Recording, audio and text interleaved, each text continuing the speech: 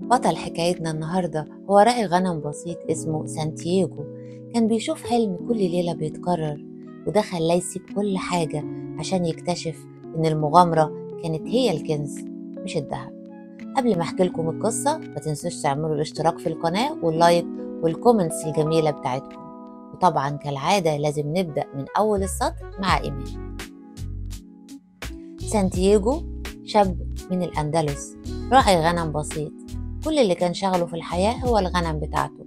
حياته بسيطة ومستقرة، بس كان في حاجة واحدة عاملاله قلق. كان في حلم بيتكرر كل ليلة، نفس الحلم. بيحلم إن في طفل بيجي ويشاور له على كنز كبير مدفون عند أهرامات مصر. تخيل شاب أندلسي بسيط بيحلم بكنز في بلد بعيدة زي مصر. دي البداية البسيطة والمعبرة لرواية الخيميائي لباولو كويلو. باولو كويلو ده كاتب برازيلي، وأغلب كتاباته مليانة أفكار روحية وفلسفية جميلة. نرجع لبطلنا. تكرار الحلم عند سانتياغو كان شغله كتير طبعا. تخيل نفسك بتفضل على مدى سنة أو أكتر أو سنين تشوف نفس الحلم، أكيد ده لازم بيكون له معاني كتير. عشان كده سانتياغو راح لست غجرية تقرأ الطالع. الست دي قالت له الحلم بتاعك ده حقيقي، لازم تسافر، امشي ورا حلمك وصدقه.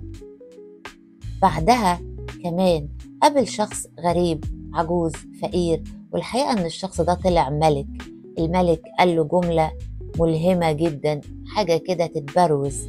لما تكون عايز حاجة بجد الكون كله بيتآمر عشان يساعدك تحققها. طبعا كلام زي ده يخلي الواحد دماغه تلف، وده اللي حصل مع سانتياغو.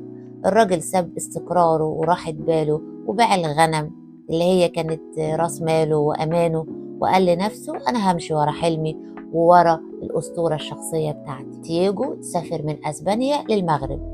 أول ما حط رجله في طنجة قابل ولد. سانتياغو قال له أنا عايز أسافر مصر. الولد ده قال له لأ، مصر دي بقى لعبتي، أنا هوديك مصر بمنتهى السهولة. وقبل سانتياغو ما يلف نفسه كده كان الولد سرق كل فلوسه وكل حاجة معاه. هنا هو في بلد غريبة ما يعرفش لهجتها ولا يعرف أي حد فيها، لكن ما كانش عنده رفاهية إنه يستسلم. وده كان أول ألم أو أول درس سانتياغو بياخده وبيتعلمه. اجمد كده لسه كتير. عشان يقدر يجمع فلوس تاني فضل سنة كاملة يشتغل عند بياع كريستال، وقعد يجمع القرش على القرش. اتعلم الصبر، اتعلم مهنة جديدة، اتعلم ازاي يتعامل مع الناس ويكسب ثقتهم، لانه كان طول حياته عايش بس مع الغنم بتاعته مش اكتر. وهنا المشوار ما بقاش مشوار كنز بس، ده بقى كنز روحي، انك بتكتشف ان الحياة دايما مهما حصل فيها فرص جديدة. الفلوس اللي جمعها في الكريستال كان ممكن يقول خلاص بعد سنة كده رضا، اخد الفلوس وارجع الأندلس ويا دار ما دخلك شر، او ممكن استقر في طنجة وخلاص. لكنه برضو رغم كل شيء قرر يكمل رحلته في الصحراء. بقى في الصحراء الدنيا ابتسمت له بجد. قابل فاطمة بنت بدوية جميلة، قابل معاها الحب. وهنا الحب ولع في الصحراء مش في الذرة، حب صحراوي أصيل. قال لها أول ما شفتك عرفت إنك جزء من حلمي والكنز بتاعي. فاطمة ردت عليه رد قوي جدا وقالت له أنا بنت الصحراء، متعودة دايما إن انتظر الراجل لحد ما يرجع ويكمل رحلته. كمل طريقك وروح، ولو أنا جزء من الأسطورة بتاعتك هتلاقيني مستنياك. الحمد لله إن فاطمة ما قالتلوش أنت أعظم انتصاراتي، أصل الجملة دي ما بيجيش بعدها خير أبدا. سانتياغو كمل، وهنا قابل شخص مهم جدا وغامض اللي هو الخيميائي. الخيميائي ده كان معاه مفاتيح اللعبة كلها، كان حكيم بيعرف يحول الحديد لذهب. ده كان في الظاهر، لكن الحقيقة الخيميائي ما كانش بيحول المعادن، كان بيحول الناس. وقال له حاجات مهمة جدا. كل واحد فينا عنده أسطورته الخاصة، واللي بيدور على الكنز بتاعه لازم يسمع لقلبه. من اللحظة دي الرحلة ما بقتش عن الكنز، بقت عن اكتشاف المعنى واكتشاف الذات. علمه إن الكنز مش ذهب، الكنز هو إحساسك بالكون وإنك تسمع لغة الريح والصحراء. هنيجي بقى للألم التاني. وهم ماشيين في الصحراء طلع عليهم قبيلة كانت بتحارب. القبيلة دي خطفتهم. القائد بتاعها طلع السيف وقال لهم انتوا جواسيس ونهايتكم هتبقى هنا على ايدي.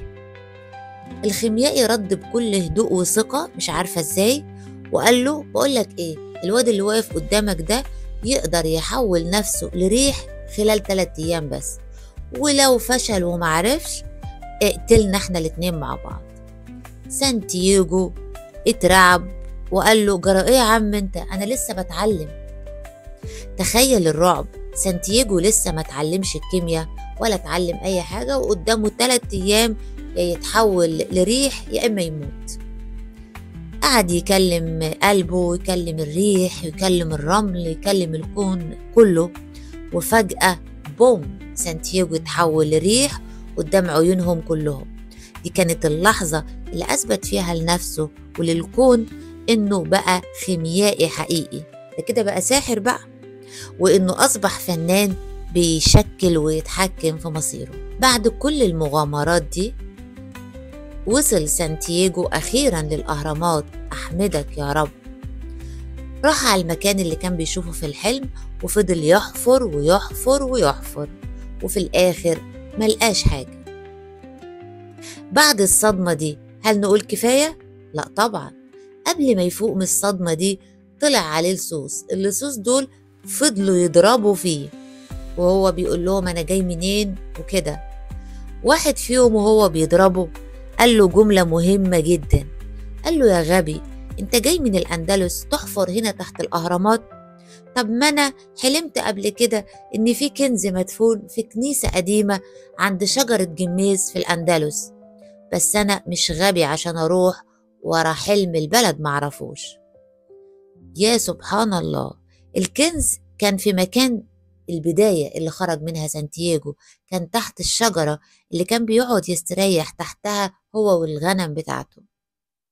وهنا باولو كويلو الكاتب بيعلمنا درس مهم جدا، إن أغلى كنز في حياتك ممكن يكون مدفون تحت البلاطة اللي انت بتمشي عليها كل يوم، بيكون موجود حواليك وجنبك وفي إيدك لكن انت مش حاسس بيه، وبتكون محتاج رحلة بتكتشف فيها نفسك عشان ترجع تلاقي الكنز بتاعك مستني. حصل مع سانتياغو، رجع الأندلس حفر تحت الشجرة اللي جنب الكنيسة وطلع الكنز، بس الأهم إنه رجع بكنز أغلى بكتير، الحكمة والشجاعة وحب فاطمة طبعا اللي كانت لسه مستنياه. القصة دي مش عن الذهب والماس والمرجان، القصة دي بتقولك إن رحلتك عشان تلاقي نفسك أهم من أي حاجة.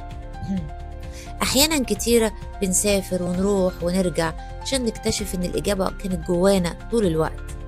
اوعى تنسى أحلامك وما تخافش تمشي ورا قلبك. أتمنى الحلقة تكون عجبتكم، وما تنسوش الاشتراك في القناة واللايك وتعليقاتكم اللي بتفرحني جدا. وقولولي في التعليقات هل في حد عنده حلم بيتكرر كل ليلة، وهل فكرت إن أنت تدور على تفسير للحلم ده ولا مش مهتم؟ أشوفكم على خير في الحلقة الجاية من أول السطر مع إيمان.